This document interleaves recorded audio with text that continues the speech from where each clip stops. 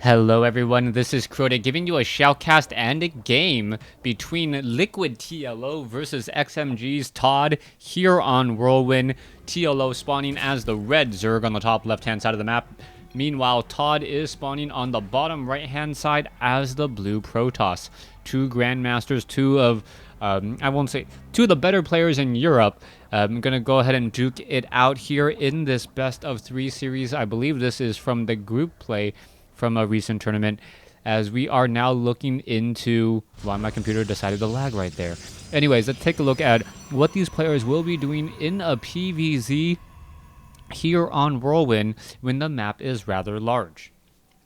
Now, on a map as large as this, I am a bit surprised that ToD is not going for a Forge Fast expansion. I wouldn't even be surprised if ToD went for a Nexus first here. We still may see that, but it is going to be a little bit of a show to really figure out what ToD's strategy is going to be. On Whirlwind, the map is large, you have plenty of room to work with, and because you have so much room to work with, and so much walking distance between each of the bases, you can generally get away with being a little bit more greedy. Now, sometimes though it can backfire. I have seen players go for 7 pools on this map to a great victory after those 8 Zerglings get inside that base so quickly. So that may be what we're seeing from ToD here, as ToD looks like he's going to be going for a Mothership Core expansion. Meanwhile, TLO being I guess aggressive as well, is going to be going for those early Zerglings, both sides wanting to make sure that they do not fall prey to any sort of early pressure. Drone is just going to grow up and be a hatchery here. There it is right there, right before that 3-minute mark. Meanwhile, we should be seeing a Cybernetics Core come into play. There it is. And then following that Cybernetics Core, we could also see another pylon being placed down here in just a moment, as we will end up being supply blocked. Where that pylon goes will also be a good indicator. Wait, is there another pylon? Oh, pylon's already back down over here. My bad. 2 pylons already down, as we're now waiting to see what exactly ToD wants to do for his follow-up play. Now, by what I've seen so far, it looks as though both players are just being rather cautious. You can see TLO making sure to bring that drone over and scout out and know that there are no cannons behind his hatchery. This is a common play now that Overlords are slightly faster, that you actually scout with both Overlords and try to just move out. Meanwhile, we do see a Nexus now coming into position by ToD. So ToD is going to be going for that expansion, and it is going to be the Mothership Core variety. Zergling's going to try to pressure it, but with that Mothership Core, those Zerglings cannot do very much. Now, TLO has been known to be economically greedy, and he is getting up this 3rd hatchery before that 4-minute mark. This has been rather common of him.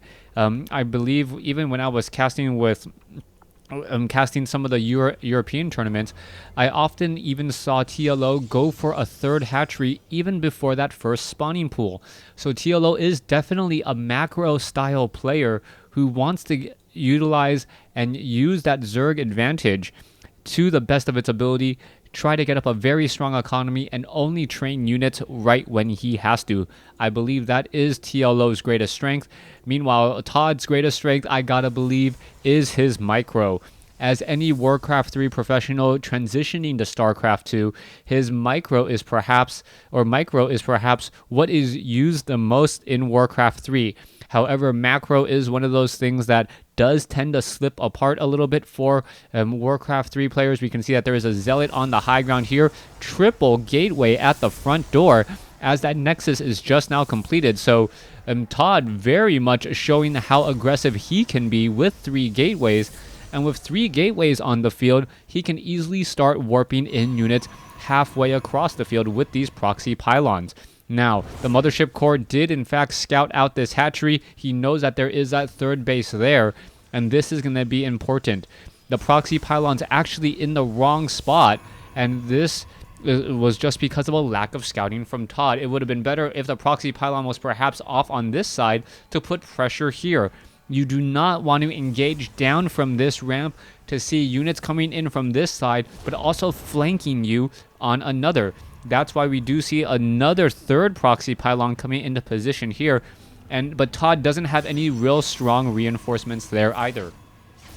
Coming back around, that Overlord trying to make its way inside the base. It should be able to do exactly that. TLO does not spot the Stargate, though. That is going to be extremely important, as TLO just trying to suicide with this Overlord. What's going on? The Sentry was chasing, as we now see the Mothership Core and Zealots about to engage. There is that Time Warp. You can see damage is being dealt. Oh, it looks as though a couple of Zealots could take down the Queens there. The Queen's taking a lot of damage, and this is going to perhaps be bad for the Zealots, but the Mothership Core is actually hoping to finish off this Queen and actually hurt production as well. There it goes.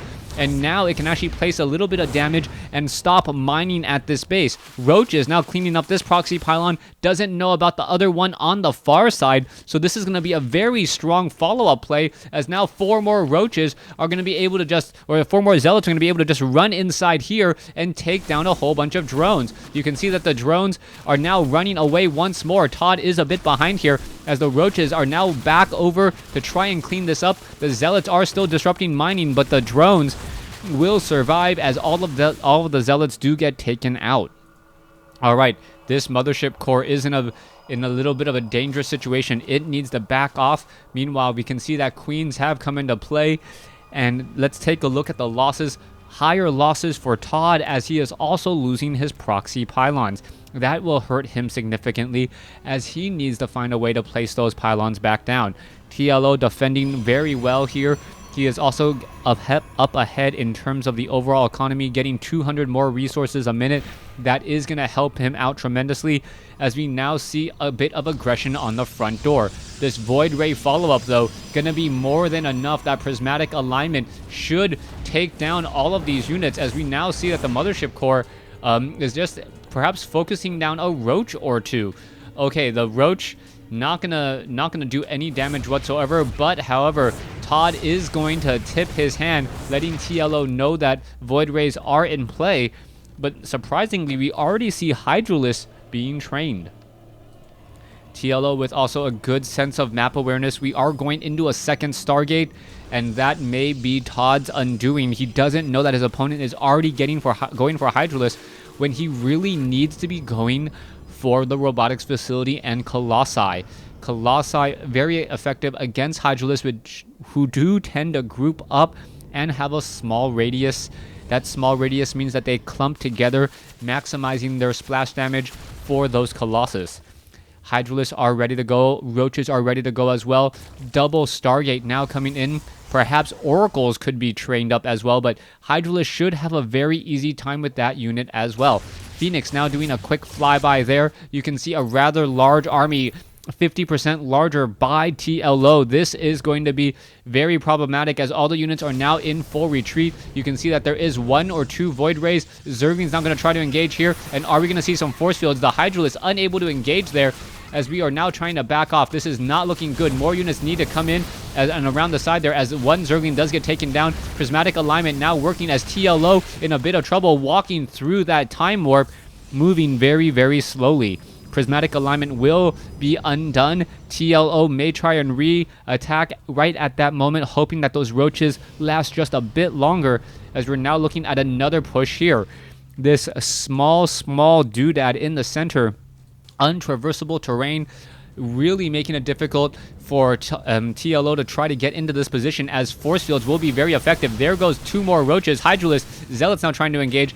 The Zealots actually suffering a lot of damage from those Hydralisks, as we're still trying to take a look at what these units are doing here. There's some more force fields. It looks as though the Zealots are going to capture all of those units there, and this is just bad for TLO. TLO losing a lot of units, unable to retreat, as ToD is just going to be cleaning up with this attack. All of the Zealots, the Void Rays, just simply sniping down all of these units. You can see the amount of damage being dealt. Hydralisks are slightly faster, since they do have that movement speed upgrade, as the Sentries and the Zealots, oh, what is this? A nice little roundabout position there, pushing the units away. Void Rays will be falling, but in that time, TLO was still able to establish up a 4th base at the 9 o'clock position. It is going to be up to ToD to scout that out and make sure his opponent does not sit on that base for far too long, giving him a huge economic advantage. Void Rays, Mothership Core, with a get out of jail free card, should be able to recall in just a second, as the Roaches now with Glial Reconstitution are going to be attacking this position here. Alright, a mass recall could be in order if these roaches and units, yes, there is the recall, Scroll of Town Portal style, as all the units are now coming in to engage again. Alright, there you go, some roaches will get taken down. I believe that recall was just a bit premature, giving TLO too much time to react and pull back. ToD sitting at even supply now. Army is even. Income, however, shows a slight discrepancy as we see TLO with about a 500 to 600 resource advantage. That is huge. That is an extra 5 roaches every minute that this game goes on, even if you don't fight.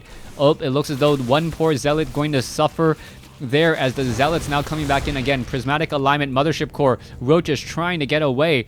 Air or sky toss a bit slow on the ground as roaches are falling there.